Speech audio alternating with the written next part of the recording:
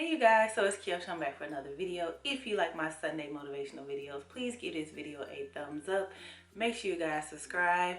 Without further ado, let's just get into the video. So today we're going to talk about a topic that I get asked all the time, is how I get everything done, how I work on my work-life balance, how I am so productive. So today I want to give you a couple of mommy hacks for a full-time working single mother and how I'm able to get everything that I want to get done in a day or in a week or in a month or in a year, whatever the case may be. I'm here to tell you guys my hacks, what I use, and how I can be so productive as a full-time working single mom. So let's get into the video. Okay, so the first thing you need to know is, what are your goals? And these goals can be spread out however you would like. I have weekly goals, I have monthly goals, I have quarterly goals, I have yearly goals. So I have a lot of goals, but the goals that I have, or the to-do list, some people call them a to-do list, but it's still like a goal. It's something that you want to do for that month. It's something you want to get done within that certain time frame, and you have to know what those goals are in order to achieve them. So at the beginning of each week, which my weeks are Sundays, I like to sit down and write out what I need to get done for the week, what appointments I may have for my business, what kind of activities or doctor's appointments that the kids or myself may have, what I want to do with the kids for the weekend, if we want to go to the movies, if we want to go to the park, whatever the case may be. And what this does, by looking at those goals every single day, by looking at my bullet journal every single day, it kind of keeps me on track and stay on focus and not procrastinate, okay? Procrastination can kill your goals in a minute. So anytime that you have not to procrastinate, anytime you're reminded of what your goals are, what you're trying to achieve, what you want to do, it kind of helps deter procrastination.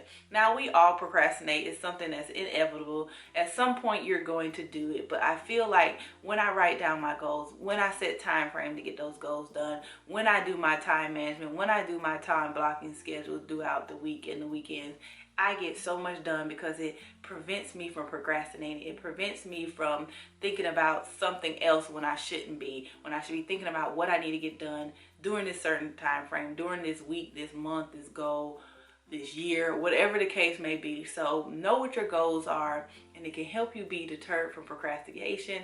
Write it down, look at it on a daily basis. Make sure you're going back to refer to them often so that you can combat, avoid, deter procrastination, and you'll be able to do a lot of things that you think you wouldn't be able to do. But just by writing them down, it gives you that much more possibility to get your goals done.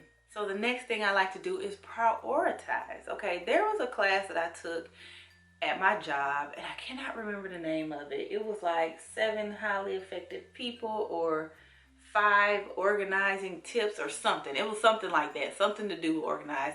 And it talked about this thing called Big Rocks. And I would have to find out what that book is. If I find out what it was, I'll link it somewhere. I know I go through so many classes at work, and I come with so many information from each of those classes at work that I kind of get them mixed up, so I can't remember which is which. But in this one, they talked about brick rocks. And so basically, in the video that we watched, a guy was standing on stage, the guy who was teaching the class, and he was talking about these big rocks. And he was telling this lady that she had this bucket full of rocks, like little bitty pebbles, and she had these big rocks that she had to fill in the bucket. Now, the goal was to fill the bucket up to the edge, so your rock could not go over the edge. So if you had like a rock that went like this, it has to be level with the rim of the bowl that you were putting the rocks in. So you had to get those rocks in there without going over the rim of the bowl. Now, what this represented is you trying to get all of your big tasks done, but all these other little rocks, all these other unimportant or not emergent or not urgent things were getting in your way of getting the big rocks done. So anytime you tried to do something, it wouldn't let you do the big rock because it was everywhere and was filling up the space where your rocks were supposed to be. So she was trying to fit them in there, she was trying to fit them in there, and she couldn't get them in there. And he said, how about I help you? So what he did, he took all of her rocks out, and he said, okay, here's the empty bowl. Put all of your big rocks in this empty bowl. Everything that you have to get done, everything that you need to get done, everything that is a priority, that is a must, put it in this empty bowl. He said, now take the smaller rocks and pour them on top of the big rocks. And what happened? You got all your big rocks done, but everything else that was important, but not as important as the big rock. She was able to fit in between the big rocks, and she was able to get all her big rocks in there and all the little pebbles and fill it up to the brim. I use this as a technique when I'm doing my to-do list. And so I have important and urgent tasks. I have important tasks, but they're not urgent. Then I have urgent tasks that are just can or cannot be done for that day. And that's how I prioritize my day. First, second, and third.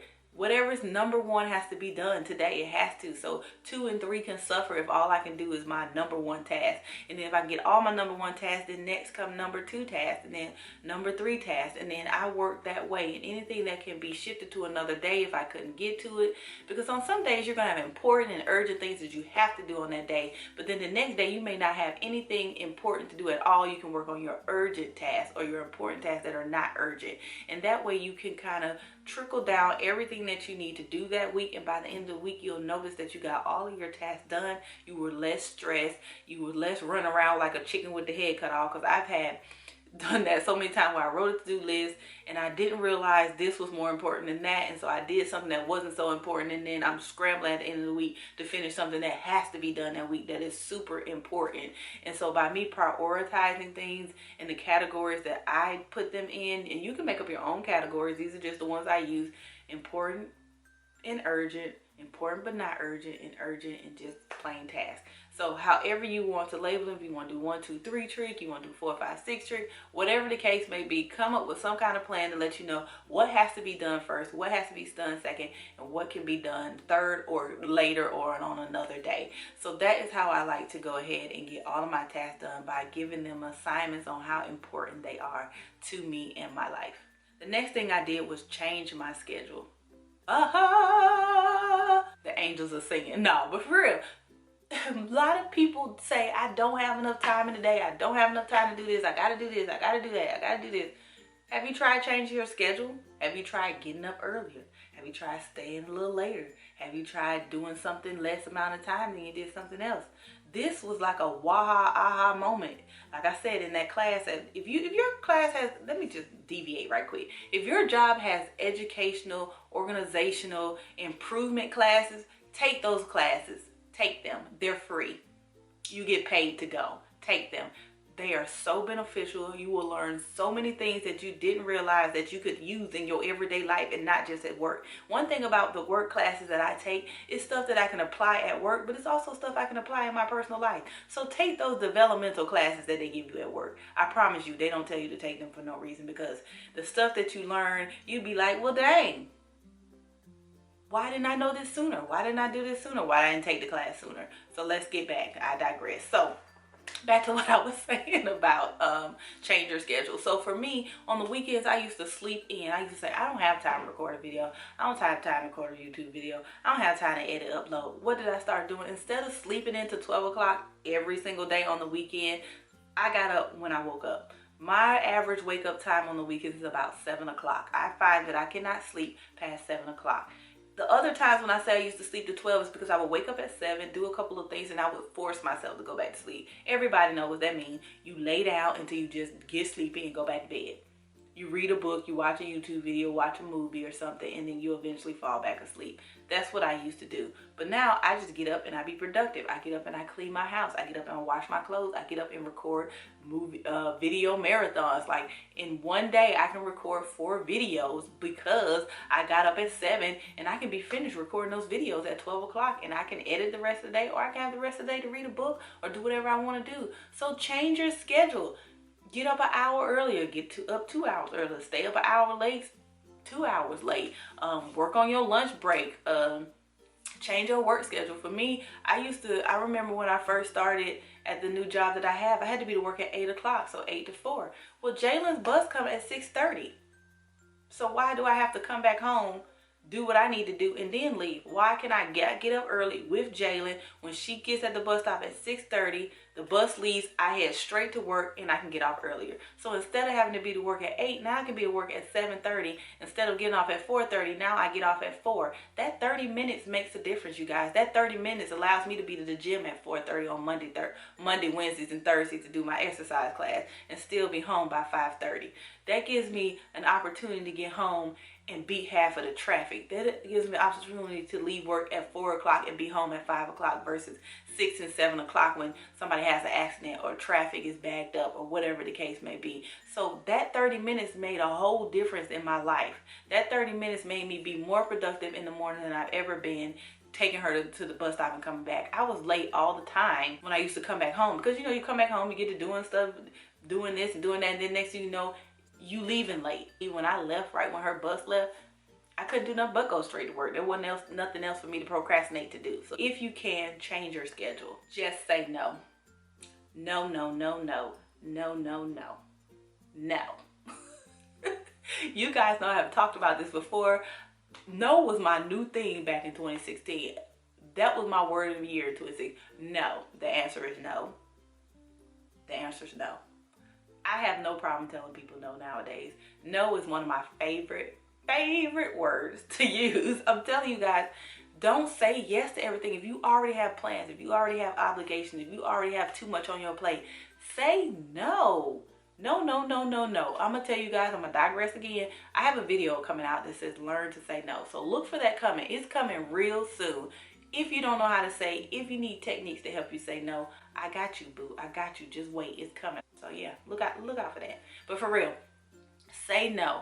Do not bend your plans. Do not bend your obligation. If it's not an emergency, if somebody asks you to do something at the last minute, if somebody's asking you to do something that's way beyond your means, the answer is no. Do not put yourself out. Do not stress yourself out. Do not come up short on your own bills. Do not be late for work. Do not do anything that will hinder or harm what you're doing to help somebody else. Because the thing about it is, people ask things at the most inconvenient times, especially is a pattern for them. If somebody's always asking you something at the last minute, somebody always begging for money, if someone's never together, never organized, the answer is no. They're doing what they want to do. They're doing what's convenient for them. They're doing what's less stressful for them. So why should you stress yourself out to help them?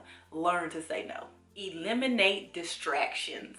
Did you hear me? Did you hear me? Eliminate distractions. I find that if I turn on my phone, if I'm on my laptop, if I'm listening to music, if I'm just reading a book, that it can distract me from what I'm supposed to do that day. So if I wake up first thing in the morning and I get on YouTube, I'm not doing shit for the rest of the day. If I get up on my phone and get to scrolling on Instagram or Facebook or typing or answering emails, I'm not going to get done what I want to get it done. If I'm over here reading a book and it gets really good and I don't want to put it down, I'm going to procrastinate and not do what I'm supposed to do. So when you have goals, when you have obligations, when you have things that you want to do on a certain day, start with those tasks. Don't do anything that will help you prolong getting that task done, cause you to deviate from that task, cause you to procrastinate from that task. Put your phone away, turn your laptop off, turn off the TV, put the book away. Say that I'm going to do this for a certain amount of time, and my reward after that is to read that book, is to check the internet, is to check my emails once I get done with this set task that I want to do.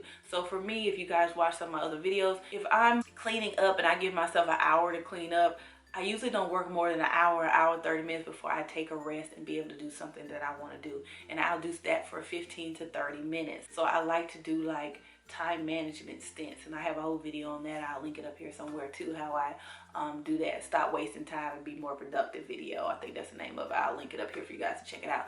So eliminate distractions so you can get everything you want to get done, but also make sure that you, when you eliminate those distractions, you just don't become unrealistic about how long you can eliminate distractions. Like, you can't work for 900 hours and never take a break, or you know, even at work you work 8 hours, they give you an hour lunch. So you have to be realistic about what you want to do, when you want to stop, when you want to start it back up again, so you can have moments of entertainment, moments of enjoyment between each task, so that it'll motivate you to continue doing what you're doing. So my last thing is to plan at the end of each day. Plan at the end of each day. That can help you out so much during the week, because a lot of times you can't remember everything, so you need to write it down so you have a point of reference, a place to look, something to look at to let you know what you need to do. A lot of people like to plan on paper, on their phone, on a calendar. For me, I use my bullet journal. I don't necessarily put everything in my phone, and the reason why I don't put it in my phone is because I find that when I'm going to look what I need to do, I get distracted. Next thing you know, I'm on Instagram. Next thing you know, I'm on YouTube. Next thing you know, I'm on Facebook. So I like to write it in my bullet journal. I use a bullet journal because I can format it and draw it out and do it the way I wanted to do it versus being stuck in the box of a happy planner or Eric Condren. For some people it works. For me, I like to draw mine out. I've used a happy planner. I've used an Eric Condren. I've used the calendar on my Google Sheets. I've used my phone, and I found that bullet journal is the best way for me to keep my end of the day planning together. Now for you, use whatever works for you, whatever is most important that will get you to do the task that you need to do for the week. So like I said, on Sundays, I write everything out for the week. Anything that I know that I have to get done that week that I am aware of, I write down. So that's all of my coaching clients, that's all of my appointments for the week, all of the videos that I need to record, all of the paperwork I need to get together, all of the research I need to do for my videos, those types of things I write out during the week. And then like at the end of every individual day, so like I wrote it out on Sunday, and now it's Monday evening. Monday night, I sit down and I write down anything that may have came up on Monday. So you know you can't plan for a whole week.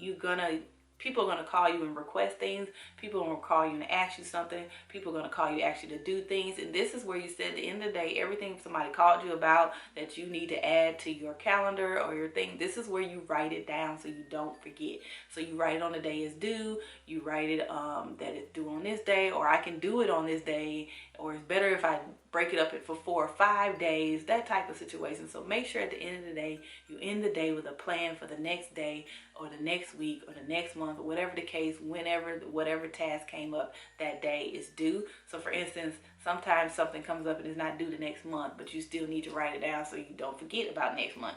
So that is what you need to do in the day with a plan. Okay, you guys, so I hope you enjoyed this video. This is how I am able to balance my life as a full-time working single mother, and this is how I can still get everything done that I want to do and not procrastinate. So if you like my Sunday motivational videos, remember, give this a thumbs up. Make sure you guys subscribe. Make sure you turn on the notification bell so you don't miss any more videos from me, and I'll see you guys in the next video. Bye.